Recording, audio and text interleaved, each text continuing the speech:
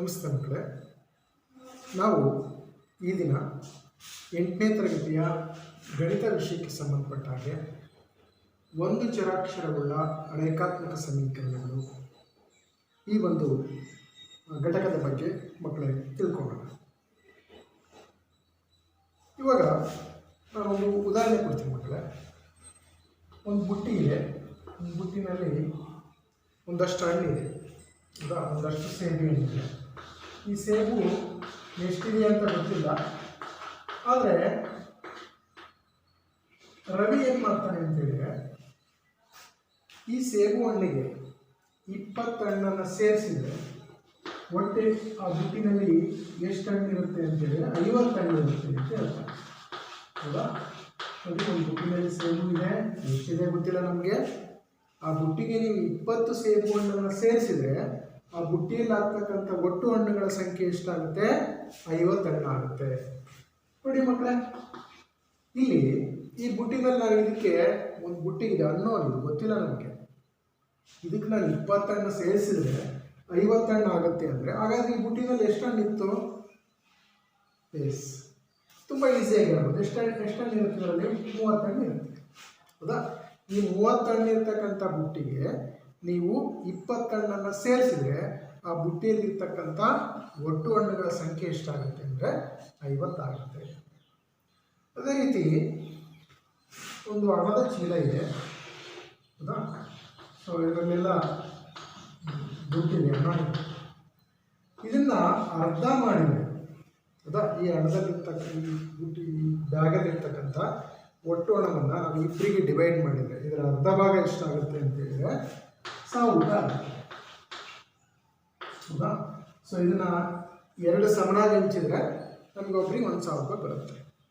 ಹಾಗಾದರೆ ಈ ಒಂದು ಬ್ಯಾಗ್ನಲ್ಲಿರ್ತಕ್ಕಂಥ ಹಣ ಎಷ್ಟು? ಎಸ್, ಎಷ್ಟಿರುತ್ತೆ ಹಣ? 2000 ರೂಪಾಯಿ ಇರುತ್ತೆ. ಇದರ ಅರ್ಧ, ಹೌದಲ್ವಾ? ಸೊ ಈ 2000 ರೂಪಾಯಿ ಹಣವನ್ನು ನಾವು ಈಕ್ವಲ್ ಡಿವೈಡ್ ಮಾಡಿದ್ರೆ ಎಷ್ಟು ಬರುತ್ತೆ? ನಮಗೆ 1000 ರೂಪಾಯಿ ಬರುತ್ತೆ. ನೋಡಿ, ಈ ರೀತಿ ನಮಗೆ ಗೊತ್ತಿಲ್ಲದೆ ಇರತಕ್ಕಂಥ ನಮ್ಮ ನಿತ್ಯ ಜೀವನದಲ್ಲಿ ಇಂಥ ಒಂದು ಸಮಸ್ಯೆಗಳನ್ನು ನಾವು ಒಂದು ಚರಾಕ್ಷರವುಳ್ಳ ರೇಖಾತ್ಮಕ ಸಮೀಕರಣಗಳ ಮುಖಾಂತರ ನಾವು ಬಿಡಿಸ್ಬೋದು ಮಕ್ಕಳು.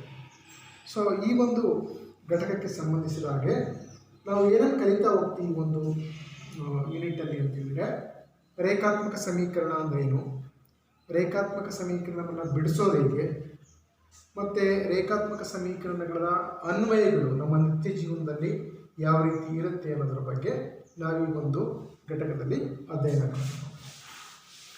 ಓಕೆ, ಸೊ ಈಗ ನಾನು ಫಸ್ಟು ರೇಖಾತ್ಮಕ ಸಮೀಕರಣ, ಒಂದು ಚರಾಕ್ಷರವುಳ್ಳ ರೇಖಾತ್ಮಕ ಸಮೀಕರಣದ ಅರ್ಥ ಹಂಗಂದ್ರೆ ಏನು ಅಂತ ನೋಡೋಣ. ಹೌದಾ? ಸೊ ಇದರಲ್ಲಿ ಇರ್ತಕ್ಕಂಥ ಪದಗಳು ಒಂದೊಂದೇ ನಾವು ಬಿಡಿಸ್ತಾ ಹೋಗೋಣ. ಹೌದಾ? ಸೊ ಮೊದಲನೇ ಪದ ಏನಿದೆ? ಚರಾಕ್ಷರ ಇದೆ. ಚರಾಕ್ಷರ ಅಂದ್ರೇನು? ಚರಾಕ್ಷರ ಅಂತೇಳಿ ನಮಗೆ ಗೊತ್ತಿಲ್ಲದೆ ಇರೋದು ಅಂತ ಅನ್ನೋದು. ಹೌದಾ? ಸೊ ಗೊತ್ತಿಲ್ಲದೆ ಇರೋದೇ ಚರಾಕ್ಷರ, ಹೌದಲ್ಲ? ಸೊ ಇಲ್ಲಿ ಹಾಗಾದ್ರೆ ಗೊತ್ತಿಲ್ಲದೆ ಇರೋದನ್ನ ನಾವು ಏನಾದ್ರು ತೊಗೊಳ್ತೀವಿ ನೋಡೋದು. ಗೊತ್ತಿಲ್ಲದಿರೋದು ಎಕ್ಸ್ ಆಗಿರ್ಬೋದು, ವೈ ಆಗಿರ್ಬೋದು, ಅಥವಾ ಎಮ್ ಆಗಿರ್ಬೋದು. ಸೊ ಇದನ್ನು ನಾವು ಚರಾಕ್ಷರ ಅಂತ ಕರಿತೀವಿ. ಸೊ ಇಲ್ಲಿ 2x = 9 ಈ ಥರ ಒಂದು ಇದಿದ್ದಾಗ ನಮಗೆ ಇದರಲ್ಲಿ ಎಕ್ಸ್ ಅನ್ನು ನಾವೇನಂತ ಕರಿತೀವಿ? ಎಕ್ಸ್ ಬೆಲೆ ಎಷ್ಟು ಅಂತ ಗೊತ್ತಿಲ್ಲ ನಮಗೆ, ಹೌದಾ? ಸೊ ಅದರಲ್ಲಿ ಏನೋ ತೊಗೊಳ್ತೀವಿ ನಾವು? ಚರಾಕ್ಷರ ಅಂತ ತೊಗೊಳ್ತೀವಿ. ಚರಾಕ್ಷರ ಅಂದರೆ ಗೊತ್ತಿಲ್ಲದೆ ಇರೋದು ಅಂತ, ಹೌದಾ? ಈಗ ನೆಕ್ಸ್ಟು ಸಮೀಕರಣ ಅಂತ ಇನ್ನೊಂದು ವರ್ಡ್ ಇದೆ. ಈ ಸಮೀಕರಣ ಅಂದರೆ ಏನು ಅಂತ ತಿಳ್ಕೊಳ್ಳೋದಕ್ಕಿಂತ ಮೊದಲು ನೋಡಿ, ಬೀಜೋಕ್ತಿ ಅಂದರೆ ಏನು ಅಂತ ಫಸ್ಟ್ ನೋಡೋಣ. ಬೀಜೋಕ್ತಿ. ಸೊ ಬೀಜೋಕ್ತಿ ಅಂತ ಹೇಳಿ ನಮಗೆ ಗೊತ್ತಿದೆ ಏನು? ಬೀಜಾಕ್ಷರಗಳನ್ನು ಪ್ಲಸ್ ಅಥವಾ ಮೈನಸ್, ಹಿಂದಿನ ಘಟಕದಲ್ಲಿ ತಿಳ್ಕೊಂಡಿದ್ದೀವಿ ನಾವು ಏನು? ಬೀಜಾಕ್ಷರಗಳನ್ನು ಪ್ಲಸ್ ಅಥವಾ ಮೈನಸ್ ಚಿಹ್ನೆಯಿಂದ ಸೇರಿಸಿದಾಗ ದೊರಕತಕ್ಕಂಥವನ್ನು ನಾವು ಬೀಜೋಕ್ತಿಗಳು ಅಂತ ಕರಿತೀವಿ. ಸೊ ಬೀಜೋಕ್ತಿಗಳು ಅಂದರೆ ನೋಡಿ, 2x² ಒಂದು ಬೀಜೋಕ್ತಿ, 3x/3y/5 ಇದೊಂದು ಬೀಜೋಕ್ತಿ. ಸೊ ಇವೆಲ್ಲ ಏನು? ಬೀಜೋಕ್ತಿಗಳು. ಅಥವಾ 4m + 9 ಸೊ ಇದು ಕೂಡ ಒಂದು ಬೀಜೋಕ್ತಿ. ಸೊ ಇಲ್ಲಿ ನಾವೇನು ಮಾಡಿದ್ದೀನಿ, ಬೀಜಾಕ್ಷರಗಳನ್ನು ಪ್ಲಸ್ ಅಥವಾ ಮೈನಸ್ ಚಿಹ್ನೆಯಿಂದ ಸಹಯೋಗವಾದಾಗ ದೊರಕತಕ್ಕಂಥ ಪದಗಳಿಗೆ ನಾವು ಬೀಜೋಕ್ತಿಗಳು ಅಂತ ಕರಿತೀವಿ. ಆಯಿತಾ? ಸೊ ನಮಗೆ ಫಸ್ಟ್ ಒನ್ ಚರಾಕ್ಷರ ಅಂದರೆ ಏನು ಅಂತ ಗೊತ್ತಾಯಿತು. ಚರಾಕ್ಷರ ಅಂದರೆ ಗೊತ್ತಿಲ್ಲದೆ ಇರ್ತಕ್ಕಂಥದ್ದು, ಅನ್ನೋನ್ ಟರ್ಮ್. ಸೊ ಬೀಜೋಕ್ತಿ ಅಂದರೆ ಬೀಜಾಕ್ಷರಗಳನ್ನು ಪ್ಲಸ್ ಅಥವಾ ಮೈನಸ್ ಚಿಹ್ನೆಯಿಂದ ಸಹಯೋಗಗೊಳಿಸಿದಾಗ ದೊರಕತಕ್ಕಂಥ ಪದಗಳಿಗೆ ನಾವು ಬೀಜೋಕ್ತಿಗಳು ಅಂತ ಕರಿತೀವಿ. ಈಗ ಮುಂದಿನ ಒಂದು ಟರ್ಮ್ ಇದೆ, ಅಲ್ಲಿ ಏನು, ಸಮೀಕರಣ. ಹೌದಾ? ಸಮೀಕರಣ ಅಂದರೆ ಏನು ಬರುತ್ತೆ, ಈಗ ನಾನು ಇದೇ ಬೀಜೋಕ್ತಿಗಳನ್ನು ಚರಾಕ್ಷರಗಳನ್ನು ಬಳಸ್ಕೊಂಡ್ಬಿಟ್ಟು ಒಂದು ಹೇಳಿಕೆ ಬರೀತೀನಿ ನೋಡಿ. So 2x + 3 = 13. ಹೌದಾ? ಸೊ ಇದು ಸಮೀಕರಣ.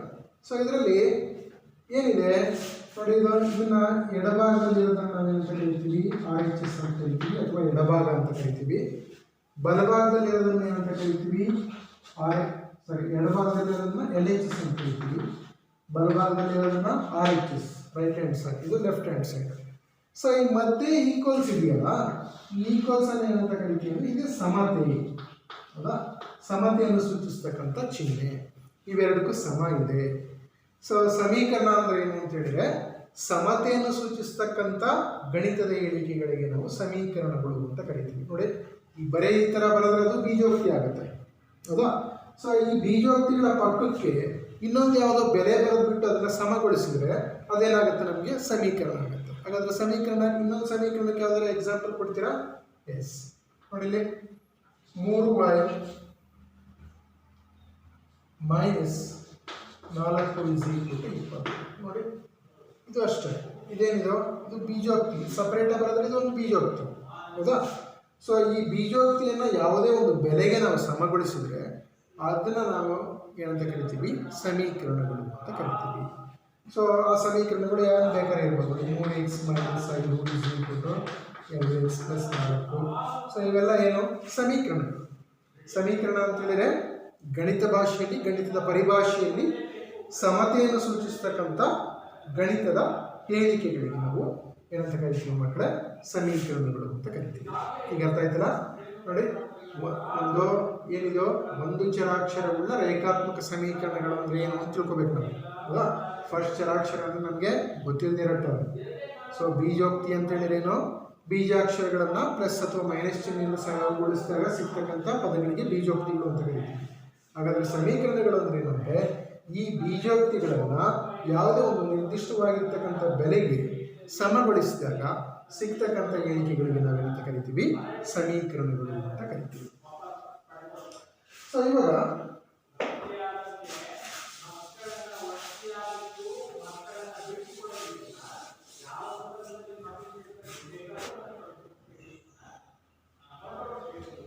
ಓಕೆ, ಈಗ ನಾವು ಫೈನಲ್ ಆಗಿ ಸಮೀಕರಣ ಅಂತ ಹೇಳಿದ್ರೆ ಏನಂತ ಹೇಳ್ಬೋದು ಅಂದರೆ, ಚರಾಕ್ಷರಗಳನ್ನು ಹೊಂದಿರುವ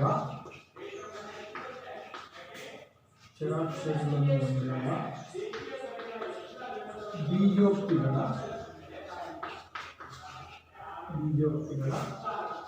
ಸಮತೆಯನ್ನು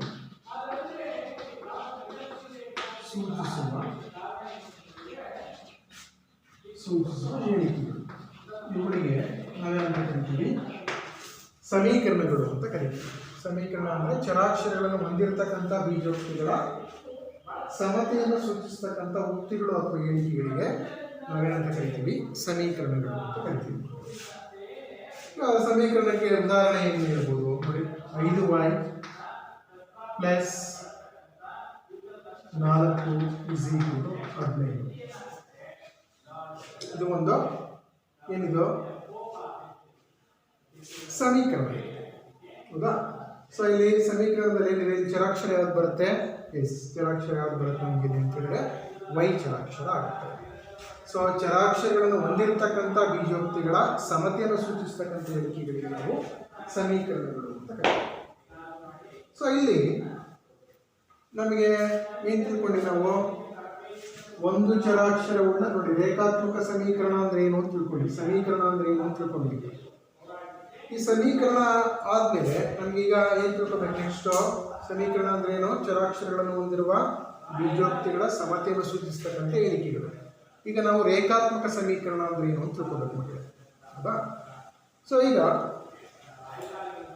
3y/2 = 20 ಇದೊಂದು ಸಮೀಕರಣ ಇದೆ ಅಂತ ತಿಳ್ಕೊಳ್ಳಿ. ಹಾಗಾದರೆ ಇದರಲ್ಲಿ ನಮಗೆ ಚರಾಕ್ಷರ ಯಾವುದು? ಚರಾಕ್ಷರ y ಇದೆ. ಸೊ y ನ ಘಾತ ಎಷ್ಟಿದೆ? y ನ ಘಾತ ಸೂಚಿ ಯಾವುದು? ಏನಿಲ್ಲ ಅಂದ್ರೆ ಏನಿರುತ್ತೆ? ಘಾತ ಸೂಚಿ 1 ಇರುತ್ತೆ. ಸೊ ಇಲ್ಲಿ ಘಾತ ಏನಾಗಿದೆ? ಘಾತ 1ಕ್ಕೆ ಈಕ್ವಲ್ ಆಗಿದೆ. ಸೊ ಅದೇ ರೀತಿ 2m - 3 = 11. ಸೊ ಇದರಲ್ಲಿ ಚರಾಕ್ಷರ ಯಾವ್ದು ಬರುತ್ತೆ? m ಬರುತ್ತೆ ಚರಾಕ್ಷರ. ಇದರ ಘಾತ ಸೂಚಿ ಯಾವ್ದು ಬರುತ್ತೆ? ಇದರ ಘಾತ 1 ಬರುತ್ತೆ. ಸೊ ಇವೆಲ್ಲ ಘಾತ 1 ಆಗಿರ್ತಕ್ಕಂಥ ಸಮೀಕರಣಗಳು, ಹೌದಾ? ಸೊ ಈಗ ಅದೇ ರೀತಿ ಘಾತ 2 ಆಗಿರ್ತಕ್ಕಂಥ ಸಮೀಕರಣಗಳು ಯಾವಿದಾವೆ ನೋಡೋಣ. ನೋಡಿ, ಘಾತ 2 ಆಗಿರ್ತಕ್ಕಂಥ ಸಮೀಕರಣ ಅಂದರೆ x² + 2x - 3 = 0. ಸೊ ಇಲ್ಲಿ ಏನಾಗಿದೆ? ಚರಾಕ್ಷರ ಯಾವುದಿದೆ? ಇಲ್ಲಿ x ಚರಾಕ್ಷರ ಇದೆ. x ನ ಘಾತ ಸೂಚಿ ಯಾವುದಿದೆ? 2 ಇದೆ. ಸೊ ಇದು ಘಾತ 3 ಇರ್ತಕ್ಕಂಥ ಸಮೀಕರಣ, ಘಾತ 2 ಇರ್ತಕ್ಕಂಥ ಸಮೀಕರಣ.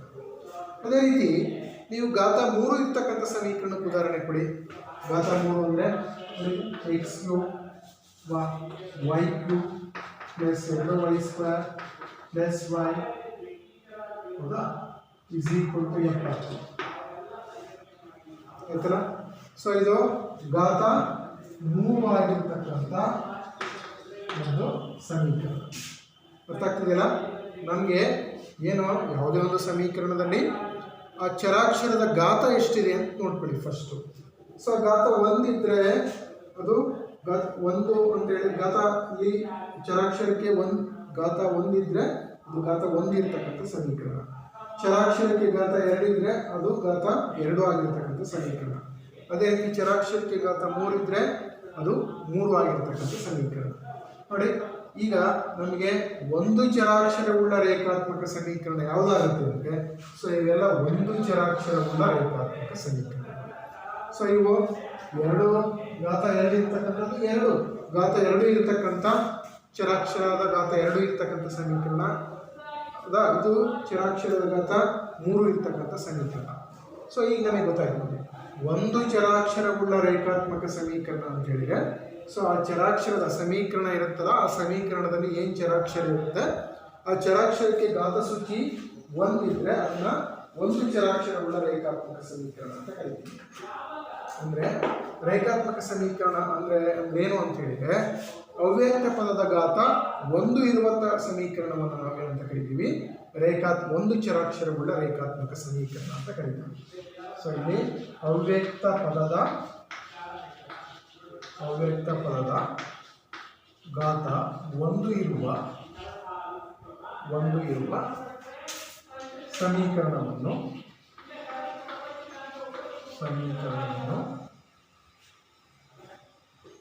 ಒಂದು ಚರಾಕ್ಷರವುಳ್ಳ ರೇಖಾತ್ಮಕ ಸಮೀಕರಣ ಅಂತ ಕರೀತೀವಿ.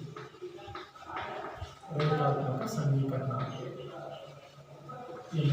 ಒಂದು ಚರಾಕ್ಷರವುಳ್ಳ ರೇಖಾತ್ಮಕ ಸಮೀಕರಣ, ಒಂದು ಚರಾಕ್ಷರವುಳ್ಳ ರೇಖಾತ್ಮಕ ಸಮೀಕರಣ ಅಂತ ಹೇಳಿರೋದೇ ರೇಖಾತ್ಮಕ ಸಮೀಕರಣ ಅಂತ ಹೇಳಿರೋ. ಅವ್ಯಕ್ತ ಪದದ ಘಾತ 1 ಆಗಿದ್ರೆ ಅದನ್ನು ನಾವೇನಂತ ಕರಿತೀವಿ? ರೇಖಾತ್ಮಕ ಸಮೀಕರಣ ಅಂತ ಕರಿತೀವಿ. ಹಾಗಾದರೆ ಅವ್ಯಕ್ತ ಪದದ ಘಾತ 2 ಆಗಿದ್ರೆ ಏನಂತ ಕರಿತೀವಿ? ಸೊ ನೋಡಿ, ಘಾತ 2 ಇತ್ತು ಅಂದ್ಬಿಟ್ಟು ನಮಗೆ ಘಾತ 1 ಇದ್ದರೆ ಅದು ರೇಖಾತ್ಮಕ ಸಮೀಕರಣ ಆಗಿದೆ. ಹಾಗಾದರೆ ಘಾತ 2 ಇದ್ರೆ ಏನಾಗಿರುತ್ತೆ ಅಂತಂದರೆ, ಘಾತ 2 ಇದ್ರೆ ಅದನ್ನು ವರ್ಗ ಸಮೀಕರಣ ಅಂತ ಕರಿತೀವಿ. ಘಾತ ಯಾವುದೇ ಒಂದು ಸಮೀಕರಣದ ಚರಾಕ್ಷರದ ಘಾತ 2 ಆಗಿದ್ರೆ ಅದನ್ನು ವರ್ಗ ಸಮೀಕರಣ ಅಂತ ಕರಿತೀವಿ. ಹಾಗಾಗಿ ನೀವು ಕೇಳ್ಬೋದು, ಸರ್ ಇದು ಘಾತ 3 ಇದೆ, ಸೊ ಇದನ್ನಂಥ ಸಮೀಕರಣ ಅಂತ ಕರಿತೀವಿ ಅಂದರೆ, ಸೊ ಘಾತ 3 ಇದ್ದರೆ ಅದನ್ನು ಘನ ಸಮೀಕರಣ ಅಂತ ಕರಿತೀವಿ. ಸೊ ಈಗ ಅರ್ಥ ಆಯ್ತಲ್ಲ? ಸೊ ಫಸ್ಟು ನಮಗೆ ಸಮೀಕರಣ ಅಂದ್ರೇನು?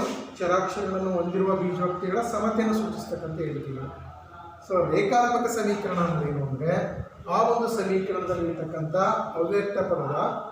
ಅವ್ಯಕ್ತ ಪದಕ್ಕೆ ಘಾತ ಒಂದಿದ್ರೆ ಅಂಥ ಸಮೀಕರಣವನ್ನು ನಾವು ರೇಖಾತ್ಮಕ ಸಮೀಕರಣ ಅಂತ ಕರಿತೀವಿ. ಒಂದು ಚರಾಕ್ಷರಗಳ ರೇಖಾತ್ಮಕ ಸಮೀಕರಣ ಅಥವಾ ರೇಖಾತ್ಮಕ ಸಮೀಕರಣ ಅಂತ ಕರಿತೀವಿ.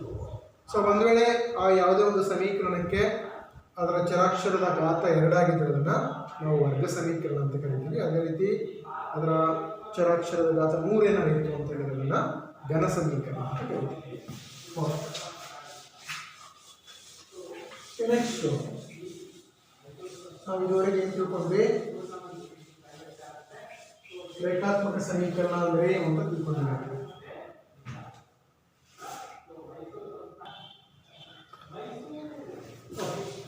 ಸೊ ಈಗ ಸಮೀಕರಣದ ಪರಿಹಾರ ಅಂದ್ರೆ ಏನು?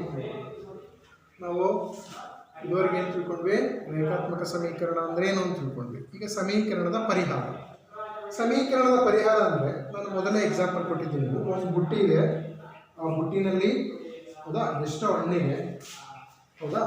ಸೊ ಈ ಥರ ಬುಟ್ಟಿ ಇದೆ, ಆ ಬುಟ್ಟಿನಲ್ಲಿ ಎಷ್ಟೋ ಹಣ್ಣಿದೆ, ಅದಕ್ಕೆ 20 ಹಣ್ಣು ಸೇರಿಸಿದ್ರೆ ನಿಮಗೆ ಒಟ್ಟು ಹಣ್ಣುಗಳ ಸಂಖ್ಯೆ 50 ಆಗುತ್ತೆ ಅಂತ. ಸೊ ಇದು ಗೊತ್ತಿಲ್ಲದೆ ಇರೋದು ಇದನ್ನು ನಾನು ಎಕ್ಸ್ ಅಂತ ತಿಳ್ಕೊಂಡೆ, ಚರಾಕ್ಷರ ಎಕ್ಸ್ ಅಂತ ತಿಳ್ಕೊಂಡೆ. ಇದು ಎಕ್ಸ್ ಪ್ಲಸ್ 20 = 50 ಆಗುತ್ತೆ ಹೌದಾ. ಸೊ ಈ ಎಕ್ಸ್ ಮೇಲೆ ಏನಾಗುತ್ತೆ ಅಂತ ಹೇಳಿದ್ರೆ 30 ಆಗುತ್ತೆ. ಅಂದರೆ ಇಲ್ಲಿ ಇರ್ತಕ್ಕಂಥ ಬುಟ್ಟಿಯಲ್ಲಿ ಇರ್ತಕ್ಕಂಥ ಒಟ್ಟು ಹಣ್ಣುಗಳ ಸಂಖ್ಯೆ ಎಷ್ಟಾಗುತ್ತೆ? ನಮಗೆ 30 ಆಗುತ್ತೆ. ಸೊ ಇದ್ರ ಬೆಲೆ ಕಂಡುಹಿಡಿಯೋದನ್ನ ನಾವೇನಂತ ಕರಿತೀವಿ ಅಂತ ಹೇಳಿದ್ರೆ ಸಮೀಕರಣದ ಪರಿಹಾರ ಅಂತ ಕರಿತೀವಿ. ಸಮೀಕರಣದ ಪರಿಹಾರ. ಸೊ ಈಗ ನಾನು ಒಂದು ಎಕ್ಸಾಂಪಲ್ ತಗೊಳ್ತೀನಿ. 2y - 3 = 7. 2y - 3 = 7. ಸೊ ಈಗ ಈ ಸಮೀಕರಣ ಪರಿಹಾರ ಕಂಡುಹಿಡಿಯೋದು. ಸಮೀಕರಣದ ಪರಿಹಾರ ಕಂಡುಹಿಡಿಯೋದು ಏನು ಅಂತ ಹೇಳಿದ್ರೆ ಆ ಸಮೀಕರಣದಲ್ಲಿರ್ತಕ್ಕಂಥ ಚರಾಕ್ಷರದ ಬೆಲೆಯನ್ನು ಕಂಡುಹಿಡಿಯೋದು ಹೌದಾ. ಸೊ ಇಲ್ಲಿ ಚರಾಕ್ಷರ ಯಾವುದು? y ಚರಾಕ್ಷರ ಹೌದಾ. ಈಗ ನಾವು y-ಗೆ ಬೆಲೆಯನ್ನು ಕಂಡುಹಿಡಿಯಬೇಕು. ಸೊ ಆ ಬೆಲೆಯನ್ನು ಹಾಕಿದಾಗ ಅದು ಯಾವಾಗ ಸರಿಯಾಗುತ್ತೆ ನಮಗೆ ಅಂದರೆ ಎಡಭಾಗ ಬಲಭಾಗಕ್ಕೆ ಸಮ ಆಗಬೇಕು ಹೌದಾ. ಆ ಬೆಲೆಯಲ್ಲಿ ನಾನು ಆದೇಶ ಮಾಡಿದರೆ ಆ ಸಮೀಕರಣದ ಎಡಭಾಗ ಅದರ ಬಲಭಾಗಕ್ಕೆ ಸಮ ಆಗಬೇಕು. ಆಗಿದ್ದಾಗ ಮಾತ್ರ ಆ ಬೆಲೆಯನ್ನು ನಾವು ಆ ಸಮೀಕರಣದ ಪರಿಹಾರ ಅಂತ ಕರಿತೀವಿ. ಓಕೆ, ಈಗ ನಮಗೆ 2y - 3 = 7 ಇದೆ. ಇದಕ್ಕೆ ಯಾವ ಬೆಲೆಯನ್ನು ಹಾಕಿದರೆ ವೈನ ಜಾಗದಲ್ಲಿ ಯಾವ ಬೆಲೆಯನ್ನು ಹಾಕಿದರೆ 7ಕ್ಕೆ ಸಮ ಆಗುತ್ತೆ ಅಂತ ನೋಡೋಣ. ಸೊ ಇದನ್ನು ಬಿಡಿಸೋದನ್ನು ಆಮೇಲೆ ಹೇಳ್ತೀನಿ ನಾನು. ಸೊ ನಾನೀಗ ವೈನ ಜಾಗದಲ್ಲಿ ನಾನು 5 ಹಾಕಿದ್ದೆ ಹೌದಾ. ಆಗೇನಾಗುತ್ತೆ ನೋಡಿ, 5 × 10 - 3 = 7. ಸೊ 10ರಲ್ಲಿ 3 ಕಳೆದ್ರೆ 7 = 7. ಇಲ್ಲಿ ಈಗ ಏನಾಯಿತು ನಮಗೆ ಎಡಭಾಗ ಬಲಭಾಗಕ್ಕೆ ಸಮ ಆಯಿತು. ಹಾಗಾದರೆ ಈ ಸಮೀಕರಣದ ಪರಿಹಾರ ಯಾವುದು ಅಂತ ಹೇಳಿದ್ರೆ ಸಮೀಕರಣದ ಪರಿಹಾರ y = 5. ಸೊ ಇದನ್ನೇ ನಾವೇನಂತ ಕರಿತೀವಿ? ಸಮೀಕರಣದ ಪರಿಹಾರ ಅಂತ ಕರಿತೀವಿ. ಸೊ ಅಂದರೆ ನಮಗೆ ಯಾವ ಬೆಲೆ ಕೊಟ್ಟರೆ ಆ ಸಮೀಕರಣದ ಎಡಭಾಗ ಬಲಭಾಗ ಸಮ ಆಗುತ್ತೋ ಅದನ್ನು ನಾವು ಸಮೀಕರಣದ ಪರಿಹಾರ ಅಂತ ಕರಿತೀವಿ. ಸೊ ಇದು ಯಾವ ಸಮೀಕರಣ? ಇದು ರೇಖಾತ್ಮಕ ಸಮೀಕರಣ. ಸೊ ಇದು ರೇಖಾತ್ಮಕ ಸಮೀಕರಣ ಆಗಿದ್ರೆ ನೋಡಿ, ಘಾತ 1 ಇದ್ದರೆ ಅದು ಯಾವ ಸಮೀಕರಣ ಆಗಿರುತ್ತೆ? ರೇಖಾತ್ಮಕ ಸಮೀಕರಣ ಆಗಿರುತ್ತೆ.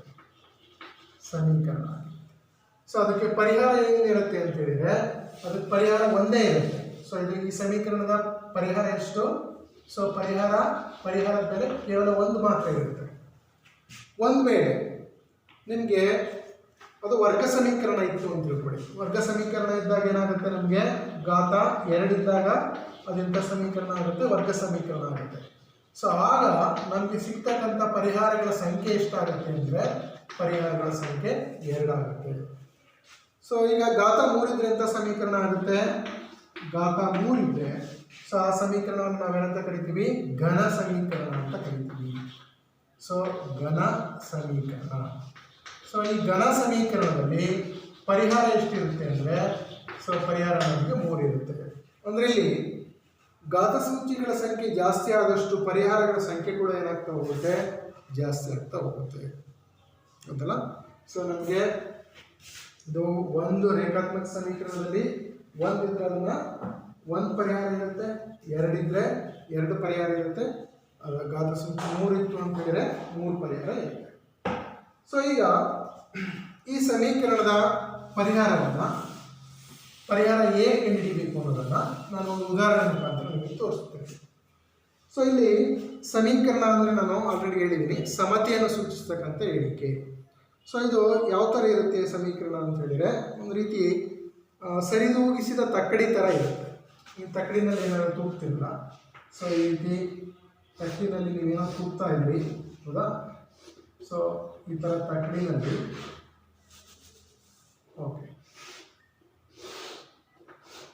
ಈ ಥರ ತೂಗಿದ್ದೀರಿ ಅಂತ ತಿಳ್ಕೊಳ್ಳಿ, ಹೌದಾ? ಸೊ ಇದು ಸಮ ಇರುತ್ತೆ ಅಂತ ತಿಳ್ಕೊಳ್ಳಿ. ಈಗ ಸಪೋಸ್ ನೀವು ಈ ಕಡೆ ನೀವೇನೋ ಒಂದು ಸಕ್ಕರೆನ ಏನೋ ತೂಗಿದ್ದೀರಿ ಅಂತ ತಿಳ್ಕೊಳ್ಳಿ, ಹೌದಾ? ಸೊ ಇದು 1 kg ಸಕ್ಕರೆಗಳು, ಹೌದಾ? 3 1 kg ಸಕ್ಕರೆ ಬ್ಯಾಗ್ ಇದ್ದಾವೆ. ಸೊ ಇಲ್ಲಿ ಇದು ತೂಕ ಅಂತ ತಿಳ್ಕೊಳ್ಳಿ. ತೂಕದಲ್ಲಿ ನಮಗೆ 3 ಕಲ್ಲುಗಳಿದ್ದಾವೆ.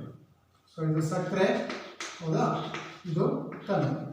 ಸೊ ಇಲ್ಲಿ ನಾವು 3 ಸಕ್ಕರೆ ತುಂಡನ್ನು ಹಾಕಿದಾಗ, ಹೌದಾ, ನಮಗೇನು ಸಿಗುತ್ತೆ? ಬ್ಯಾಗನ್ನು ಹಾಕಿದಾಗ ನಮಗೇನು ಸಿಗುತ್ತೆ? ಇದನ್ನು 3 ಅದಕ್ಕೆ 3 ತೂಕಕ್ಕೆ ಸಮ ಇರುತ್ತೆ, ಅಥವಾ 3 kg ಸಮ ಇರುತ್ತೆ ಅಂತ ತಿಳ್ಕೊಳ್ಳಿ. ಈಗ ಆಲ್ರೆಡಿ ಇದು ಬ್ಯಾಲೆನ್ಸ್ ಆಗಿದೆ, ನಾವು ತೂಗಿಬಿಟ್ಟಿದ್ದೀವಿ. ಸೊ ಇದು ಎಡಭಾಗ ಬಲಭಾಗಕ್ಕೆ ಸಮ ಇದೆ. ಒಂದು ವೇಳೆ ನೀವೇನಾದ್ರೆ ಈ ಒಂದು ಕಲ್ಲನ್ನು ತೆಗೆದ್ರಿ ಅಂತ ತಿಳ್ಕೊಳ್ಳಿ, ಹಾಗೇನಾಗುತ್ತೆ? ಎಸ್, ಈ ತಕ್ಕಡಿ ಈ ಕಡೆ ಬರುತ್ತೆ, ಹೌದಾ? ಸೊ ಇದನ್ನು ಬ್ಯಾಲೆನ್ಸ್ ಮಾಡೋಕ್ಕೆ ಏನು ಮಾಡಬೇಕಾಗುತ್ತೆ? ನೀವು ಇಲ್ಲಿ ಕೂಡ ಇಲ್ಲ ಒಂದು ಕಲ್ಲನ್ನು ತೆಗಿಬೇಕು. ಅದಕ್ಕೆ ಇದಕ್ಕೆ ಇನ್ನೊಂದು ಕೇಸ್ ಏನು, ಇದಕ್ಕೆ ಒಂದು ಕಲ್ಲನ್ನು ಆ್ಯಡ್ ಮಾಡಬೇಕು, ಹೌದಾ? ಸೊ ಇಲ್ಲಿ ಸಮೀಕರಣದ ಪರಿಹಾರ ಕಂಡುಹಿಡಿಯಬೇಕಾದ್ರೂ ಕೂಡ ಅಷ್ಟೇ, ಎಡಭಾಗ ಬಲಭಾಗ ಎರಡೂ ಕೂಡ ಯಾವಾಗಲೂ ಏನಾಗಿರುತ್ತೆ ಅಂದರೆ ಇದು ಸಮ ಇರುತ್ತೆ. ಸೊ ಯಾವುದೇ ಬೆಲೆಗಳನ್ನು ನೀವು ಎಡಭಾಗದಿಂದ ಬಲಭಾಗಕ್ಕೆ, ಬಲಭಾಗದಿಂದ ಎಡಭಾಗಕ್ಕೆ ನೀವು ಹಾಕ್ಬೇಕಾರೆ ಅಥವಾ ಸ್ಥಳಾಂತರ ಮಾಡ್ಬೇಕಾರೆ, ಸೊ ಇದರಲ್ಲಿ ಎಷ್ಟು ತೆಗೆದಿರ್ತಾರೋ ಅದಕ್ಕಷ್ಟೇ ಆ್ಯಡ್ ಮಾಡಬೇಕು. ಅಥವಾ ಇದರಲ್ಲಿ ಇಷ್ಟು ತೆಗೆದ್ರಿ ಅಂದರೆ ಇದರಲ್ಲೂ ಕೂಡ ಅಷ್ಟು ತೆಗಿಬೇಕು. ನೋಡಿ, ಈಗ ನೀವು ಇದರಲ್ಲಿ 1 ತೆಗೆದ್ರಿ ಅಂದರೆ, ಹೌದಾ, ಇದರಲ್ಲೂ ಕೂಡ 1 ತೆಗಿಬೇಕು, ಆಗ ಮಾತ್ರ ಅದು ಬ್ಯಾಲೆನ್ಸ್ ಆಗುತ್ತೆ. ಅಥವಾ ಈ 2 ಇದೆ, ಹೌದಾ, ಇದಕ್ಕೆ 1 ಸೇರಿಸಿದ್ರಿ ಅಂದರೆ ಇದಕ್ಕೂ ಕೂಡ 1 ಏನು ಮಾಡಬೇಕು? ಸೇರಿಸಬೇಕಾಗುತ್ತೆ. ಸೊ ಇದು ಈಗ ಸಮೀಕರಣದ ಪರಿಹಾರ ಯಾವಾಗಲೂ ಯಾವ ಥರ ಇರುತ್ತೆ ಅಂದರೆ ಸಮದೂಗಿಸಿದ ತಕ್ಕಡಿ ಥರ ಇರುತ್ತೆ. ಈಗ ನಾವು ಈ ಸಮೀಕರಣವನ್ನು ಬಿಡಿಸ್ತಕ್ಕಂಥ ಅಂಕಗಳು, ಹೌದಾ? ಸೊ ಸಮೀಕರಣದ ಬಿಡಿಸ್ತಕ್ಕಂಥ ಅಂಕಗಳು ಯಾವುವು ಅಂತ ನೋಡೋಣ. ಫಸ್ಟ್ ಸಮೀಕರಣ ಬಿಡಿಸುವ ಹಂತಗಳು. ಸಮೀಕರಣ ಬಿಡಿಸುವ ಹಂತಗಳು. ಸೊ ಈಗ ಇದರ ಸ್ಟೆಪ್ಸ್ ಅನ್ನು ನೋಡ್ತಾ ಹೋಗೋಣ. ಇದರಲ್ಲಿ ಸಮೀಕರಣ ಬಿಡಿಸ್ಬೇಕಾದ್ರೆ ನಾವು ಸಮೀಕರಣದ ಎರಡೂ ಕಡೆ ಸಮಬೆಲೆಗಳನ್ನು ನಾವು ಕೂಡ್ಬೋದು. ಸೊ ಆ ಕೂಡಿದರೆ ಆ ಸಮತೆಯಲ್ಲಿ ಯಾವುದೇ ವ್ಯತ್ಯಾಸ ಆಗೋದಿಲ್ಲ. ನೋಡಿ, ಎರಡೂ ಕಡೆ ಸಮಬೆಲೆಗಳನ್ನು ಕೂಡಬಹುದು, ಹೌದಾ? ಸೊ ಕೂಡಿದರೆ ನಮಗೆ ಸಮತೆಯಲ್ಲಿ ಯಾವುದೇ ವ್ಯತ್ಯಾಸ ಆಗೋದಿಲ್ಲ. ಫಾರ್ ಎಕ್ಸಾಂಪಲ್, ನಮಗೆ ಒಂದು ಉದಾಹರಣೆ ಇದೆ, x - 15 = 0 ಇದೆ, ಹೌದಾ? ಒಂದು ಸಮೀಕರಣ ಇದೆ ಅಂತ ತಿಳ್ಕೊಳ್ಳಿ. ಸೊ ಇದಕ್ಕೆ ನಾನು ಎರಡೂ ಕಡೆ ಒಂದೇ ಸಂಖ್ಯೆ ಕೂಡ್ಬೋದು. ಸೊ ಎರಡೂ ಕಡೆ ಏನು ಕೊಡಬೇಕಾಗುತ್ತೆ ನಾವು? ನಮಗೆ ಈಗ ಎಕ್ಸ್ ಬೇಕು ಅಂತೇಳಿ ನಾವೇನು ಕೊಡಬೇಕು? ಇಲ್ಲಿ 15 ಕೊಡಬೇಕು, ಹೌದಾ? ನಮಗೆ ಇಲ್ಲಿ ಚರಾಕ್ಷರ ಯಾವುದು? ಎಕ್ಸ್ ಬೆಲೆ ಕಂಡುಹಿಡಿಬೇಕು ಅಂದರೆ ಈ 15 ಹೋಗ್ಬೇಕು, ಹೌದಾ? ಇಲ್ಲಿ ಬರೀ ಎಕ್ಸ್ ಮಾತ್ರ ಇರಬೇಕು. ಬರೀ ಎಕ್ಸ್ ಮಾತ್ರ ಇರಬೇಕು ಅಂದರೆ ಈ ಸಮೀಕರಣಕ್ಕೆ ಏನಂತ ಕೊಡ್ಬೇಕು ನಾವು? 15 ಕೊಡ್ಬೇಕು. ಸೊ ಈಗ ಸಮೀಕರಣದ ಎರಡೂ ಕಡೆ 15ಅನ್ನು ನಾನು ಕೂಡ್ತಾ ಇದ್ದೀನಿ. +15 = 0 +15 ಏನು ಮಾಡಿದ್ದೀನಿ? ಎರಡೂ ಕಡೆ 15ಅನ್ನು ಕೂಡಿದೆ, ಹೌದಾ? ಕೂಡ್ಬೋದು, ಹೌದಾ? ಸಮ ಅಂಶಗಳನ್ನು ಎರಡೂ ಕಡೆ ಕೂಡ್ಬೋದು. ನಾನು ಅದಕ್ಕೆ ಇಂದಿನ ಇದರಲ್ಲಿ ಎಕ್ಸಾಂಪಲ್ ಕೊಟ್ಟು ತಟ್ಟೆ ಎಕ್ಸಾಂಪಲಲ್ಲಿ ಹೇಳಿದ್ವಿ, ಎರಡೂ ಕಡೆ ಸಮ ಅಂಶಗಳನ್ನು ನೀವು ಕೂಡ್ಬೋದು. ಸೊ ಆ ಕೂಡಿದಾಗ ಇದೇನಾಗುತ್ತೆ ಹೇಳಿ? +15 - 15 ಕ್ಯಾನ್ಸಲ್ ಆಗುತ್ತೆ. ಎಕ್ಸ್ ಬೆಲೆ 0 + 15 ಅಂದರೆ 15. ಹಾಗಾದರೆ ಇಲ್ಲಿ ನಮಗೆ ಈ ಒಂದು ಸಮೀಕರಣದ ಪರಿಹಾರ ಏನಾಗುತ್ತೆ ಅಂದರೆ 15 ಪರಿಹಾರ ಆಗುತ್ತೆ. ಸೊ ಅದರಿಂದ ಒಂದೇ ಸ್ಟೆಪ್ ಏನು ಹೇಳ್ಬೋದು ಅಂತ ಹೇಳಿದ್ರೆ ಸಮೀಕರಣದ ಎರಡೂ ಕಡೆ ನಾವು ಸಮಬೆಲೆಗಳನ್ನು ಕೂಡಬಹುದು.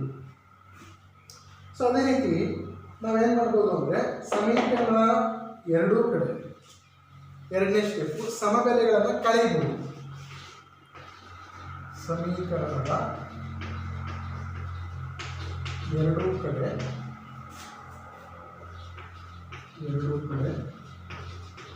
ಸಮಬೆಲೆಗಳನ್ನು ಕಳೆಯಬಹುದು. ಸೊ ಅದಕ್ಕೆ ಒಂದು ಎಕ್ಸಾಂಪಲ್ ಈ ಥರ ತಗೊಳ್ತೀನಿ. x + 9 = 20 ಒಂದು ಸಮೀಕರಣ ಇದೆ, ಹೌದಾ? ಸೊ ಈಗ ಈ ಸಮೀಕರಣದಲ್ಲಿ ನಾವೇನು ಕಂಡುಹಿಡಿಯಬೇಕು? ಈ ಸಮೀಕರಣ ಬಿಡಿಸ್ಬೇಕು. ನೆನ್ಪಿಟ್ಕೊಳ್ಳಿ, ಸಮೀಕರಣ ಬಿಡಿಸೋದು ಅಂದರೆ ಆ ಸಮೀಕರಣದ ಚರಾಕ್ಷರದ ಬೆಲೆ ಕಂಡುಹಿಡಿಯೋದು. ಈ ಸಮೀಕರಣದಲ್ಲಿ ಚರಾಕ್ಷರ ಯಾವುದು? x. ಹಾಗಾದ್ರೆ ಸಮೀಕರಣ ಬಿಡಿಸೋದು ಅಂತ ಹೇಳಿದ್ರೆ ಅರ್ಥ ಎಕ್ಸ್ನೇ ಬೆಲೆ ಕಂಡುಹಿಡಿಯೋದು ಅಂತ ಅರ್ಥ. ಸೊ ನನಗೆ ಎಕ್ಸ್ ಕಂಡುಹಿಡಿಬೇಕು ಅಂದರೆ ಸೊ ಇದರಲ್ಲಿ ಎಡಭಾಗದಲ್ಲಿ ಯಾವುದಿದೆ? x + 9 ಇದೆ. ಬಲಭಾಗದಲ್ಲಿ ಏನಿದೆ? 20 ಇದೆ. ಸೊ ಎಡಭಾಗದಲ್ಲಿ ಎಕ್ಸ್ ಚರಾಕ್ಷರ ಬರೋ ರೀತಿ ಮಾತ್ರ ನೋಡ್ಕೋಬೇಕು ನಾವು. ಅದು ಆ ರೀತಿ ಸಿಂಪ್ಲಿಫೈಸ್ ಮಾಡಬೇಕು. ಸೊ ಎಡಭಾಗದಲ್ಲಿ x + 9 ಇದೆ, ಅದು 9 ಕ್ಯಾನ್ಸಲ್ ಆಗಬೇಕು. 9 ಕ್ಯಾನ್ಸಲ್ ಆಗಬೇಕು ಅಂದರೆ ಎರಡೂ ಕಡೆ ನಾವು ಯಾವ ಸಂಖ್ಯೆಯಿಂದ ಕಳೀಬೇಕು? 9ರಿಂದ ಕಳೀಬೇಕು. ಸೊ ಈಗ ಎರಡೂ ಕಡೆ 9ರಿಂದ ನಾನು ಕಳೆದ್ರೆ ನೋಡಿ, ಎರಡೂ ಕಡೆ ಕಳೀಬೇಕು, ಹೌದಾ? ಇದು ಬ್ಯಾಲೆನ್ಸ್ ಆಗಿದೆ ಸಮೀಕರಣ. ಸೊ ನಾವೇನೇ ಕೂಡಿದ್ರು ಕಳೆದ್ರು ಕೂಡ ಅದು ಎರಡೂ ಕಡೆಗೆ ಅನ್ವಯ ಆಗುತ್ತೆ. ಸೊ ಇಲ್ಲಿ ಏನು ಮಾಡಿದ್ದೀನಿ? ಎರಡೂ ಕಡೆ 9ರಿಂದ ಕಳೀತಾ ಇದೆ. ಸೊ ಈ ಕಳೆದ್ರೆ ಏನಾಗುತ್ತೆ ನೋಡಿ, +9 - 9 ಎರಡು ಕ್ಯಾನ್ಸಲ್ ಆಗುತ್ತೆ. x = 20ರಲ್ಲಿ 9 ಕಳೆದ್ರೆ ಎಷ್ಟು ಬರುತ್ತೆ? 11 ಬರುತ್ತೆ. ಹಾಗಾದರೆ ಈ ಸಮೀಕರಣದ ಪರಿಹಾರ x + 9 = 20 ಸಮೀಕರಣದ ಪರಿಹಾರ ಎಷ್ಟು? 11. ಸೊ ಇದನ್ನೇ ನೀವು ಚೆಕ್ ಮಾಡ್ಬೋದು. ಹೇಗೆ ಚೆಕ್ ಮಾಡ್ಬೋದು? ಸಮೀಕರಣಕ್ಕೆ ನೀವು ಈ x ಬೆಲೆ ಹಾಕಿದರೆ ಅದರ ಎಡಭಾಗ ಬಲಭಾಗ ಸಮ ಇದ್ರೆ ಮಾತ್ರ ನಮ್ಮ ಆನ್ಸರ್ ಸರಿ ಅಂತ ಅರ್ಥ. ನೋಡಿ, x + 9 = 20 ಇದೆ. ನಾನು x ಜಾಗದಲ್ಲಿ 11 ಹಾಕಿದ್ದೀನಿ. 11 + 9 = 20.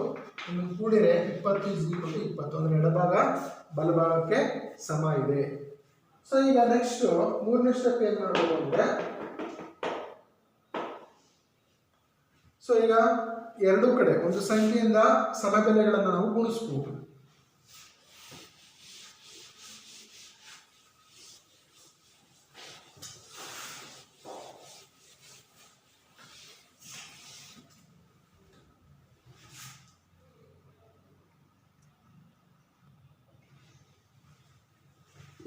ಓಕೆ, ಈಗ ಮೂರನೇ ಒಂದು ಹಂತ ಯಾವುದು ಅಂದರೆ, ಒಂದು ಸಂಖ್ಯೆಯಿಂದ ಸಮಬೆಲೆಗಳನ್ನು ಗುಣಿಸಿದರೆ ನಮಗೆ ಸಮಬೆಲೆಯೇ ದೊರೆಯುತ್ತೆ. ಒಂದು ಸಂಖ್ಯೆಯಿಂದ ಸಮಬೆಲೆಗಳನ್ನು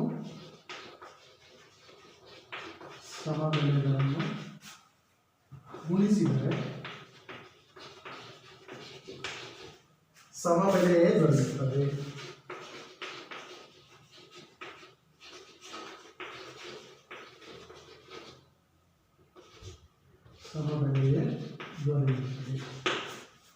ಈಗ ನೋಡಿ, ಒಂದು ಸಂಖ್ಯೆಯಿಂದ ಸಮಬೆಲೆಗಳನ್ನು ನಾನು ಗುಣಿಸಿದರೆ ಸಮಬೆಲೆನೇ ದೊರೆಯುತ್ತೆ. ಈಗ ಇದಕ್ಕೊಂದು ಉದಾಹರಣೆ ತಗೊಳ್ತೀನಿ ನಾನು. ಉದಾಹರಣೆ ಏನಿದೆ ಅಂದರೆ x/2 x / 2 = 5. x/2 = 5. ನೋಡಿ, ಈಗ ಈ ಸಮೀಕರಣಕ್ಕೆ ನಾವು ಪರಿಹಾರ ಕಂಡುಹಿಡಿಯಬೇಕು. ಯಾವುದು ಚರಾಕ್ಷರ ಇಲ್ಲಿ? x. ಸೊ ಎಡಭಾಗದಲ್ಲಿ ಏನಿದೆ? x/2 ಇದೆ. ನೋಡಿ, ಈ ಎರಡು ಕ್ಯಾನ್ಸಲ್ ಆಗಬೇಕು ಅಂದರೆ, ಎರಡು ಕ್ಯಾನ್ಸಲ್ ಆದರೆ ಮಾತ್ರ ನಮಗೆ x ಬೆಲೆ ಬರುತ್ತೆ. ಎರಡು ಯಾವಾಗ ನಮಗೆ ಕ್ಯಾನ್ಸಲ್ ಆಗುತ್ತೆ, ಯಾವಾಗ ಎಲಿಮಿನೇಟ್ ಆಗುತ್ತೆ ಅಂದರೆ, ಈ ಸಮೀಕರಣವನ್ನು ನಾವು 2ರಿಂದ ಗುಣಿಸಿದಾಗ ಎರಡೂ ಕಡೆ, ಹೌದಾ? ಆಗ ಎರಡಕ್ಕೂ ಕ್ಯಾನ್ಸಲ್ ಆಗಿ ಬರೀ x ಮಾತ್ರ ಉಳ್ಕೊಳ್ಳುತ್ತೆ. ಸೊ ಆಗ ಈಗ ಎರಡೂ ಕಡೆ 2ರಿಂದ ಗುಣಿಸಿದಾಗ, ಎರಡೂ ಕಡೆ 2ರಿಂದ ಗುಣಿಸಿದಾಗ, ಹೌದಾ? So x/2 × 2 is equal to 5 into 2. ನೋಡಿ ನಾವೇನೇ ಇದನ್ನು ಮಾಡಿದ್ರು ಕೂಡ ನಾವು ಯಾವುದೇ ಮೂಲ ಕ್ರಿಯೆಗಳು ಮಾಡಿದ್ರು ಕೂಡ ಆ ಸಮೀಕರಣದ ಎರಡೂ ಕಡೆಗೆ ಮಾಡಬೇಕು, ಎಡಭಾಗ ಬಲಭಾಗಕ್ಕೆ. ಏಕೆಂದರೆ ಇದು ಆಲ್ರೆಡಿ ಬ್ಯಾಲೆನ್ಸ್ ಆಗಿರುತ್ತೆ, ಹೌದಾ? ಇದು ಆಲ್ರೆಡಿ ಸಮತ್ವ ಇರುತ್ತೆ ಇದರಲ್ಲಿ. ಸೊ ನಾವಿಲ್ಲಿ ಏನೇ ಸ್ವಲ್ಪ ಆಲ್ಟರ್ ಮಾಡಬೇಕಾದ್ರೆ ಎರಡೂ ಕಡೆ ಮಾಡಬೇಕಾಗುತ್ತೆ. ಸೊ ಈಗ ಈ ಸಮೀಕರಣದಲ್ಲಿ ಏನಾಗುತ್ತೆ, ಎರಡು ಕ್ಯಾನ್ಸಲ್ ಆಗುತ್ತೆ. ಎಕ್ಸ್ ಇಸ್ ಈಕ್ವಲ್ ಟು 5 8 ಸಿಗುತ್ತೆ, ನನಗೆ 10 ಸಿಗುತ್ತೆ. ಈಗ ನೆಕ್ಸ್ಟು ನಮಗೆ ಗುಣಿಸೋದಾಯಿತು, ನೆಕ್ಸ್ಟು ಭಾಗಾಕಾರ. ಈಗ ಭಾಗಿಸ್ಬೇಕಾದ್ರೆ ಹೆಂಗೆ ಮಾಡ್ತೀವಿ ನಾವು ಅಂತೇಳಿದ್ರೆ, 0 ಅಲ್ಲದ ಒಂದು ಸಂಖ್ಯೆಯಿಂದ ಎರಡು ಕಡೆ ಭಾಗಿಸಿದಾಗ ಪುನಃ ನಮಗೆ ಸಮಬೆಲೆಗೆ ದೊರೆಯುತ್ತೆ. 0 ಅಲ್ಲದ ಸಂಖ್ಯೆಯಿಂದ ಎರಡೂ ಕಡೆ ಭಾಗಿಸಿದಾಗ ಸಮಬೆಲೆಗೆ ದೊರೆಯುತ್ತದೆ.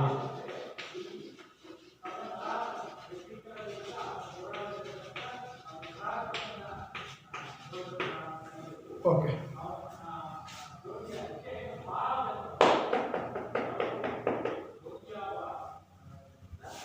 ಸೊ ಈಗ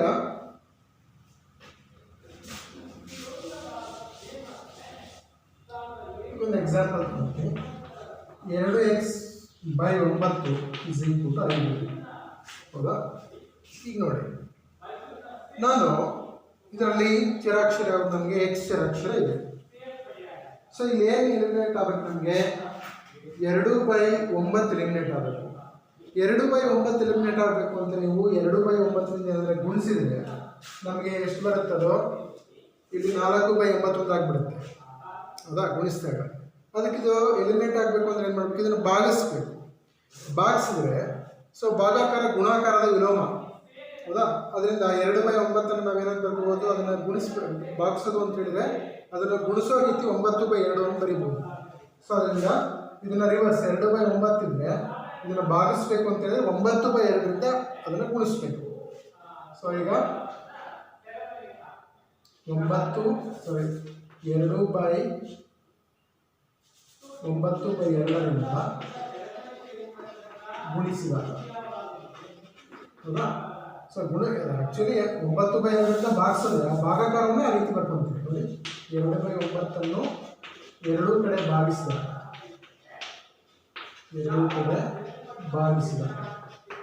ಸೊ 2/9 ಎಕ್ಸ್ ಇದೆ. ಇದನ್ನು ಭಾಗಿಸೋದು ಅಂತ ಹೇಳಿದ್ರೆ ಇದನ್ನು ಭಾಗಾಕಾರವನ್ನು ಗುಣಾಕಾರದ ರೂಪದಲ್ಲಿ ಬರೀಬೇಕಾದ್ರೆ ಅದನ್ನು ಇದೇನಾಗುತ್ತೆ, ನಮಗೆ 9/2 ಆಗುತ್ತೆ. Is equal to 5 into 9/2. ಸರಿನಾ? ಈಗ ನೋಡಿ, 9 ಕ್ಯಾನ್ಸಲ್ ಆಯಿತು, 2 ಕ್ಯಾನ್ಸಲ್ ಆಯಿತು. ಹಾಗಾದರೆ ಎಕ್ಸಿನ ಬೆಲೆ ಏನು ಬಂತು ಅಂದರೆ 95/2 ಬಂತು. ಸೊ ಇದು ಏನೋ 4 ನಿಮಿಷ 0 ಅಲ್ಲದ ಸಂಖ್ಯೆಯಿಂದ ಎರಡೂ ಕಡೆ ಭಾಗಿಸಿದ್ರೆ ನಮಗೆ ಸಮಬೆಲೆಯೇ ದೊರೆಯುತ್ತೆ. ಹಾಗಾದರೆ ಈ 4ರಿಂದ ನಮಗೀಗ ಏನು ಗೊತ್ತಾಗುತ್ತೆ ಅಂತ ಹೇಳಿದ್ರೆ, ಸಮರೈಸ್ ಮಾಡಿ ಹೇಳೋದಾದರೆ, ನಾವು ಯಾವುದೇ ಒಂದು ಸಂಖ್ಯೆಯನ್ನು ಸಮೀಕರಣದ ಎರಡೂ ಕಡೆ ಕೂಡ್ಬೋದು, ಯಾವುದೇ ಒಂದು ಸಂಖ್ಯೆಯನ್ನು ಸಮೀಕರಣದ ಎರಡೂ ಕಡೆಯಿಂದ ಕಳೆಯಬಹುದು, ಯಾವುದೇ ಒಂದು ಸಂಖ್ಯೆಯನ್ನು ಸಮೀಕರಣದ ಎರಡೂ ಕಡೆ ಗುಣಿಸ್ಬೋದು, ಅಥವಾ ಯಾವುದೇ ಒಂದು ಸಂಖ್ಯೆಯನ್ನು ಸಮೀಕರಣದ ಎರಡೂ ಕಡೆ ಭಾಗಿಸಿದ್ರೂ ಕೂಡ ಅದರ ಸಮತೆಯಲ್ಲಿ ಯಾವುದೇ ವ್ಯತ್ಯಾಸ ಆಗೋದಿಲ್ಲ. ಸೊ ನಾವು ಈಗ ಯಾವಾಗ ಕೂಡಬೇಕು, ಯಾವಾಗ ಕಳಿಬೇಕು ಅಂದರೆ ನಮ್ಮ ಅವಶ್ಯಕತೆ ತಕ್ಕಂತೆ ಆ ಸಮೀಕರಣವನ್ನು ಕೂಡುತ್ತೀವಿ ಅಥವಾ ಕಳಿತೀವಿ, ಸಮಸಂಖ್ಯೆಯಿಂದ ಅಥವಾ ಭಾಗಿಸ್ತೀವಿ. ಸೊ ಆ ಸಮೀಕರಣ ಯಾವ ರೀತಿ ಇದೆ ಅನ್ನೋದ್ರ ಮೇಲೆ ಇದು ಅವಲಂಬಿತವಾಗಿದೆ. ಈಗ ನೆಕ್ಸ್ಟು ಸಮೀಕರಣ ಬಿಡಿಸೋದು ಹೇಗೆ ಅಂತ ನೋಡೋಣ.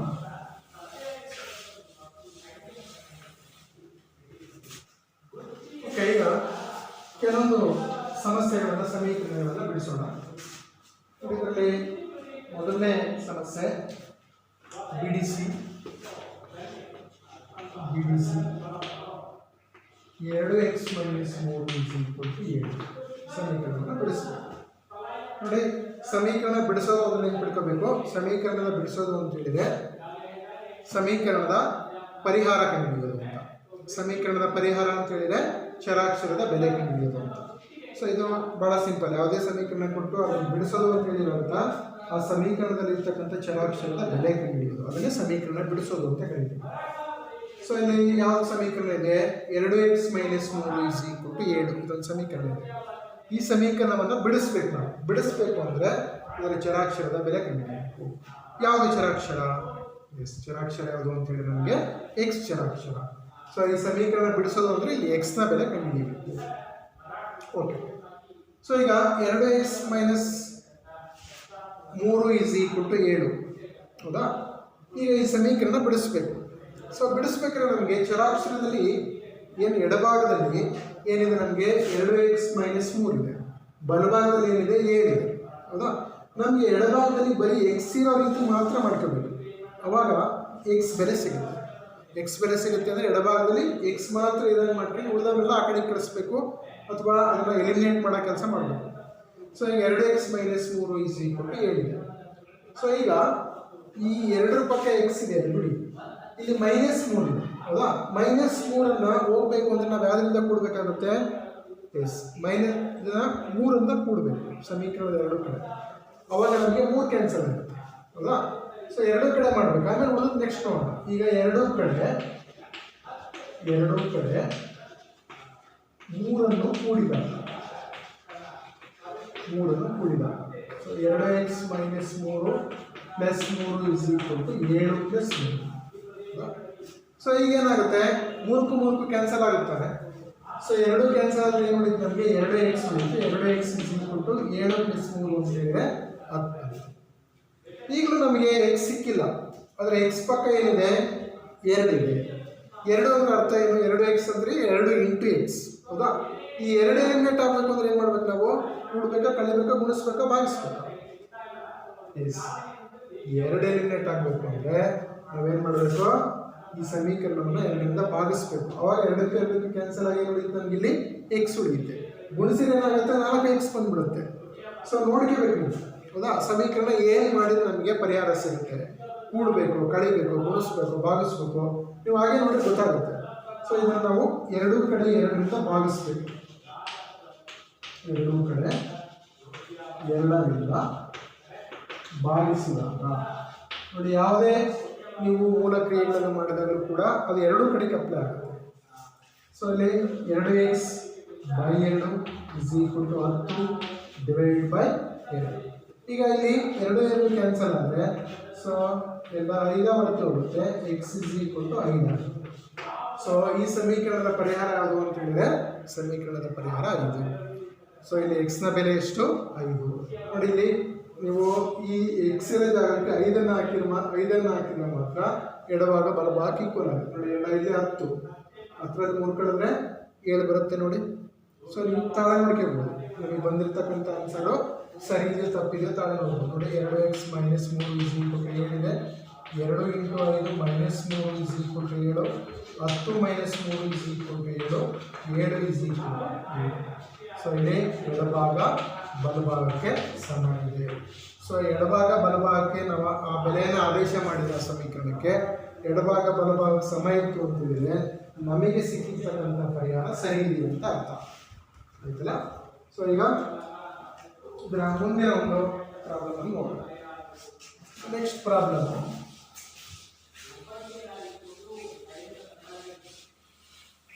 ಬಿಡಿಸಿ 2y + 9 = 4 2y + 4 9 = 4. ಓಕೆ, ಸೊ ಇದನ್ನು ಏನು ಮಾಡೋದು? ನಾವು ಈ ಸಮೀಕರಣದಲ್ಲಿ ಏನು ಮಾಡಬೇಕು? 2y + 9 = 4. ಸೊ ನಾವು ಚರಾಕ್ಷರ ಯಾವ್ದು ಬರುತ್ತಿಲ್ಲಿ? y ಚರಾಕ್ಷರ. ಈ y ಹೊರತುಪಡಿಸಿ ನಮ್ಗೆ ಏನಿದೆ? +9 ಇದೆ. ಈ +9 ಹೋಗ್ಬೇಕು ಅಂದ್ರೆ ಏನು ಮಾಡ್ಬೇಕು? ನಾವು ಕಳಿಬೇಕು ಹೌದಾ? ಕಳೆದಾಗ ಏನಾಗುತ್ತೆ? 9 ಕ್ಯಾನ್ಸಲ್ ಆಗುತ್ತೆ. ಸೊ ಇದನ್ನು ಕಳೆದರೆ 2y + 9 ನೋಡಿ, ಎರಡೂ ಕಡೆ 9ರಿಂದ ಕಳೆದಾಗ 2 ಕಡೆ 9ರಿಂದ ಕಳೆದಾಗ ಸೊ ಹಾಗೇನು ಬರುತ್ತೆ? 2y + 9 - 9 = 4. ಸೊ ಆಗ ನಮ್ಗೆ ಏನು ಸಿಗುತ್ತೆ 2y ಇಸ್ ಈಕ್ವಲ್ ಟು ನೋಡಿ ಈ ಕಡೆ ಬಲಭಾಗದಲ್ಲಿ ಕಳಿಬೇಕು 9 ಕ್ಯಾನ್ಸಲ್ ಆದರೆ ಇಸ್ ಈಕ್ವಲ್ ಟು -5 ಆಗುತ್ತೆ. So y is equal to -5/2 so ಈ ಸಮೀಕರಣದ ಪರಿಹಾರ ಎಷ್ಟು -5/2 ಆಯ್ತಾ. ಸೊ ಈಗ ನಮಗೆ ಇದನ್ನು ಇನ್ನೊಂದು ರೀತಿ ಮಾಡ್ಬೋದು, ಏನು ಸ್ಥಳಾಂತರ ನಿಯಮದಿಂದಲೂ ಮಾಡ್ಬೋದು. ಅಂದರೆ 9 ಆ ಕಡೆಗೆ ನಾವು ಸ್ಥಳಾಂತರ ಮಾಡೋದು, ಹೌದಾ. ನಮ್ಗೆ ಕಳಿಲೇಬೇಕು ಅಂತ ಹೇಳಿದ್ರೆ ಅದನ್ನ ನಾವು ಸ್ಥಳಾಂತರ ನಿಯಮ ಅಂತ ಕರಿತೀವಿ. ಯಾವ್ದು ಬೇಕಿಲ್ಲ ಅದನ್ನು ಎಡಭಾಗದಲ್ಲಿರೋದನ್ನು ಬಲಭಾಗಕ್ಕೆ ಹಾಕಬೇಕು ಅಥವಾ ಬಲಭಾಗದಲ್ಲಿರೋದನ್ನು ಎಡಭಾಗಕ್ಕೆ ಹಾಕಬೇಕು. ಸೊ ಇದು ಚೇಂಜ್ ಮಾಡ್ಬೇಕಾದ್ರೆ ಏನು ಮಾಡಬೇಕು ಅಂದರೆ ಚಿಹ್ನೆಗಳ ಬದಲಾವಣೆ ಮಾಡಬೇಕು. ನೋಡಿ ಇದನ್ನ ಇನ್ನೊಂದು ರೀತಿ ನಾನು ಮಾಡ್ತೇನೆ, ಹೌದಾ. ಏನೋ 2y + 9 ಇಸ್ ಈಕ್ವಲ್ ಟು 4 ಇದೆ. 9 ಆ ಕಡೆಗೆ ಸ್ಥಳಾಂತರ ಮಾಡ್ತೀವಿ ನೇರವಾಗಿ. ಸೊ ಸ್ಥಳಾಂತರ ಮಾಡ್ಬೇಕಾದ್ರೆ ಏನಾಗುತ್ತೆ, ನಮಗೆ ಏನು ನಿಯಮ ಇದೆ, ಯಾವುದೇ ಒಂದು ಚರಾಕ್ಷರ ಇರ್ಬೋದು ಅಥವಾ ಯಾವುದೇ ಒಂದು ಸ್ಥಿರಾಂಕ ಇರ್ಬೋದು, ಎಡಭಾಗದಿಂದ ಬಲಭಾಗಕ್ಕೆ ಅಥವಾ ಬಲಭಾಗದಿಂದ ಎಡಭಾಗಕ್ಕೆ ಸ್ಥಳಾಂತರ ಮಾಡ್ಬೇಕಾದ್ರೆ ಚಿಹ್ನೆಗಳನ್ನು ಚೇಂಜ್ ಮಾಡಬೇಕು. ಸೊ ಇದನ್ನು ನಾವು ಸ್ಥಳಾಂತರ ನಿಯಮ ಅಂತ ಕರಿತೀವಿ. ಸೊ ಇಲ್ಲಿ 2y ಇಸ್ ಈಕ್ವಲ್ ಟು 4 - 9 ನೋಡಿ ಇದನ್ನು ಚೇಂಜ್ ಮಾಡಬೇಕು, ನಾವು ಆ ಕಡೆಗೆ ಹಾಕಬೇಕು. ಸೊ -9 ಆಗುತ್ತೆ. ಆ ಕಡೆ ಹೋದರೆ 2y is equal to -5, y is equal to -5/2. So ಇದನ್ನು ನಾವು ಸ್ಥಳಾಂತರ ನಿಯಮ ಅಂತ ಕರಿತೀವಿ. ಸೊ ಇಲ್ಲಿ ನಾವು ಕಳೆಯೋದು ಕೂಡೋದು ಪ್ರತಿ ಸರಿ ಇದೇ ಸ್ಟೆಪ್ಸನ್ನು ಫಾಲೋ ಮಾಡಲ್ಲ. ಸೊ ಇದಕ್ಕೆ ನಾವೇನು ಮಾಡ್ತೀವಿ ಅಂದರೆ ಇದನ್ನ ಸ್ಥಳಾಂತರ ನಿಯಮ ಅಂತ ಕರಿತೀವಿ. ಸ್ಥಳಾಂತರ ನಿಯಮ ಅಂದರೆ ಯಾವುದೇ ಒಂದು ಸಮೀಕರಣದಲ್ಲಿ ಯಾವುದೇ ಚರಾಕ್ಷರಗಳನ್ನು ಅಥವಾ ಯಾವುದೇ ಒಂದು ಸ್ಥಿರಾಂಕಗಳನ್ನು ಎಡಭಾಗದಿಂದ ಬಲಭಾಗಕ್ಕೆ ಅಥವಾ ಬಲಭಾಗದಿಂದ ಎಡಭಾಗಕ್ಕೆ ಸ್ಥಳಾಂತರ ಮಾಡ್ಬೋದು. ನಾವು ಮಾಡ್ಬೇಕಾದ್ರೆ ಏನು ಮಾಡ್ಬೇಕು, ನಾವು ಚಿಹ್ನೆಗಳನ್ನು ಚೇಂಜ್ ಮಾಡಬೇಕಾಗುತ್ತೆ, ಹೌದಾ. ಪ್ಲಸ್ ಇರೋದು ಆ ಕಡೆ ಹೋದ್ರೆ ಏನಾಗುತ್ತೆ, ಮೈನಸ್ ಆಗುತ್ತೆ. ಓಕೆ, ಈಗ ಮುಂದಿನ ಒಂದು ಸಮಸ್ಯೆಯನ್ನು ನೋಡೋಣ. ನೆಕ್ಸ್ಟ್ ಪ್ರಾಬ್ಲಮ್ಮು ಬಿಡಿಸಿ. ಸೊ ಬಿಡಿಸಿ ಅಂದ ತಕ್ಷಣ ಗೊತ್ತಾಗಬೇಕು ನಮಗೆ ಏನದು ಬಿಡಿಸಿ ಅಂದರೆ ನಮಗೆ ಚರಾಕ್ಷರಕ್ಕೆ ಆ ಒಂದು ಸಮೀಕರಣಕ್ಕೆ ಪರಿಹಾರ ಕಂಡುಹಿಡಿಯೋದು ಅಂತ.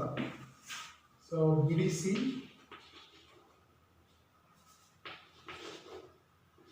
x/3 + 5/2 is equal to -3/2.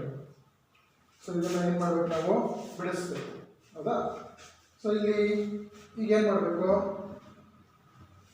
ನಾನು ಹೇಳಿದೆ ಏನು ಮಾಡಬೇಕು ಅಂತ ಹೇಳಿದ್ರೆ ಸ್ಥಳಾಂತರ ನಿಯಮ ಅಂತ ಹೇಳಿದೆ. ಸೊ ಇಲ್ಲಿ ಸ್ಥಳಾಂತರ ನಿಯಮವನ್ನು ಅಪ್ಲೈ ಮಾಡಬೇಕು.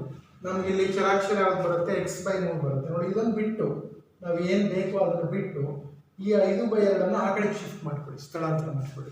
ಸೊ ಅವಾಗ ಏನು ಮಾಡಬೇಕಾಗುತ್ತೆ, ಚಿಹ್ನೆಯನ್ನು ಬದಲಾವಣೆ ಮಾಡಬೇಕಾಗುತ್ತೆ. x/3 equals -3/2. ಇದು ಹೀಗೆ ಬರಬೇಕು, ಇಲ್ಲಿ ಹೇಗಿದೆ ಹಾಗೆ ಬರಬೇಕು. ಎಡಭಾಗದಲ್ಲಿ ಇರೋದು ಎಡಭಾಗದಲ್ಲಿ ಹಾಗೆ ಇರಲಿ, ಬಲಭಾಗದಲ್ಲಿ ಇರೋದು ಬಲಭಾಗದಲ್ಲಿ ಹಾಗೆ ಬರೀಬೇಕು. ಯಾವುದನ್ನು ನಾವು ಸ್ಥಳಾಂತರ ಮಾಡ್ತೀವೋ ಅದನ್ನು ಮಾತ್ರ ಚಿಹ್ನೆ ಚೇಂಜ್ ಮಾಡಿ ಆ ಕಡೆ ಬರೀಬೇಕು. ಸೊ ಇಲ್ಲಿ +5/2 ಇದೆ, ಇದು ಈ ಕಡೆ ಹೋದರೆ ಏನಾಗುತ್ತೆ ನಮಗೆ -5/2. x/3 ಈಕ್ವಲ್ಸ್, ಸೊ ಇಲ್ಲಿ ಏನಾಗುತ್ತೆ 2 -3 - 5 ಅಂದರೆ x/3 ಇಸ್ ಈಕ್ವಲ್ ಟು -8/2 ಆಗುತ್ತೆ. ಸೊ -8/2 ಅಂತ ಹೇಳಿದ್ರೆ x/3 ಇಸ್ ಈಕ್ವಲ್ ಟು -4 ಆಯಿತು, ಹೌದಾ.